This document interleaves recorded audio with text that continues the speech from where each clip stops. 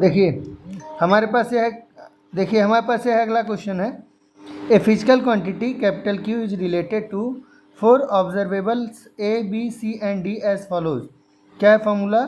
कह रहा Q equals to A B की power 4 divided by C into D, where A equals to 60 plus minus 3। A की value कितनी है? 60 plus minus 3, unit है pascal. ठीक है, पास्कल से यूनिट से देना दिक्कत ही नहीं है कुछ। B की वैल्यू है 20 प्लस माइनस 0.1, C की वैल्यू है 40 प्लस माइनस 0.2 और D की वैल्यू है 50 प्लस माइनस 0.1। अब सवाल ये है कि पहले तो हमको ये पता करना है कि क्या कह रहा है question. Then the percentage error in Q is x by 1000। x की वैल्यू निकालना है। पहले हम समझते हैं कि अगर कोई चीज़ दिया हुआ है जिसमें लिखा है x plus minus delta x, तो इसमें क्या मतलब है इसका? x है उसका मान, यानी उसकी एक्चुअल वैल्यू की वैल्यू क्या है? x क्या है? x है उसका मान की वैल्यू कितना दिया है, उसका मतलब ट्रू वैल्यू। और डेल्टा x बताता है एब्सोल्यूट इरर, और प्लस माइनस बताता है कि ये चीज़ इसमें इतने का इरर प्लस का भी हो सकता है और माइनस का। जैसे मान लो लिखे 2 प्लस माइनस 0.1, इसका मतलब ये 2.1 से लेकर 1 भी हो सकता है और 1.9, यानी 1.9 से 2.1 तक ये चीज़ की वैल्यू पॉसिबल है। ये इसका मतलब है प्लस माइनस का। यानी 0.1 जो हमारा होता है वो एब्सोल्यूट इरर काउंट होता है। एब्सोल्यूट इरर माने निरपेक्ष त्रुटि।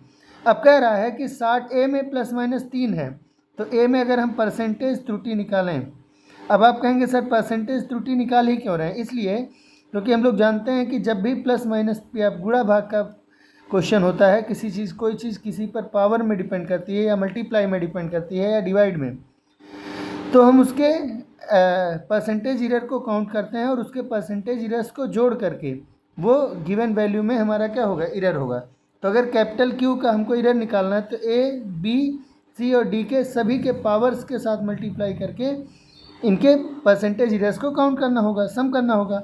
A का परसेंटेज इरर हो जाएगा डेल्टा मतलब 3 डिवाइडेड बाई इसकी ट्रू वैल्यू यानी 60 इंटू 100%, जो कि हो जाता है 3 से काटे 20 से काटे इसको तो 5%। इसी तरीके से परसेंटेज इरर इन B आ जाएगा आपका 0.1 डिवाइडेड बाई 20 इंटू 100%, जो हो जाता है आपका 21, 25 या 100, 5 इंटू 0.1 यानी 0.5%। परसेंटेज इरर इन B के बाद परसेंटेज इरर इन C हो जाएगा हमारा 0.2 डिवाइडेड बाई 40 इंटू 100, तो 22 जा 40, 25 जा 100, 2 से काटे तो 0.1 यानी 0.1 इंटू 5 0.5% C में भी। और परसेंटेज इरर इन D कितना आया? तो परसेंटेज इरर इन D आया हमारा 0.1 डिवाइडेड बाई 50 इंटू 100, जो हो जाता है आपका 0.2%। ठीक, A में इरर आया 5%, B में इरर आया 0.5%, C में इरर आया 0.5% और D में इरर आया 0.2%। अब A का पावर है 1, B का पावर है 4, C का पावर है 1 और D का पावर है 1। तो अगर हमारा Q की वैल्यू हमारे पास है, Q का वैल्यू है A B की power 4 divided by C into D। Check कर लेते हैं, ये देखिए A B की पावर 4 C इंटू D। तो हमारे पास इरर्स क्या क्या आए हैं? C into D।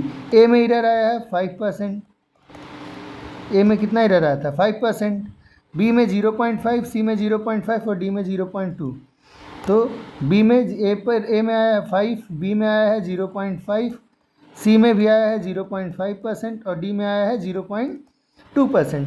Q का परसेंटेज इरर निकालने के लिए हमको Q का परसेंटेज इरर निकालेंगे तो कैसे निकालेंगे?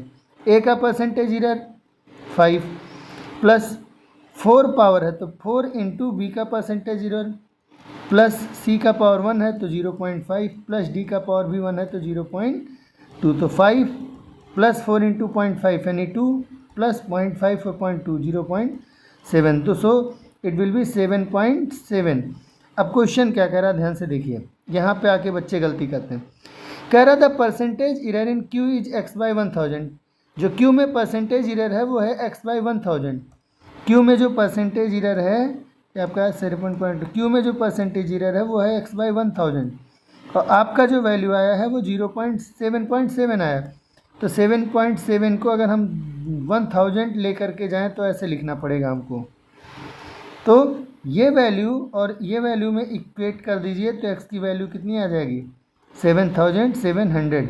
यानी हमारा आंसर कितना हो गया 7700। तो हम क्योंकि ये इंटीजर टाइप का क्वेश्चन दिख रहा है तो हमारा आंसर इसमें कितना फिट होगा, इसमें हमारा आंसर फिट होगा 7700 फाइनल आंसर। ठीक है, थैंक यू।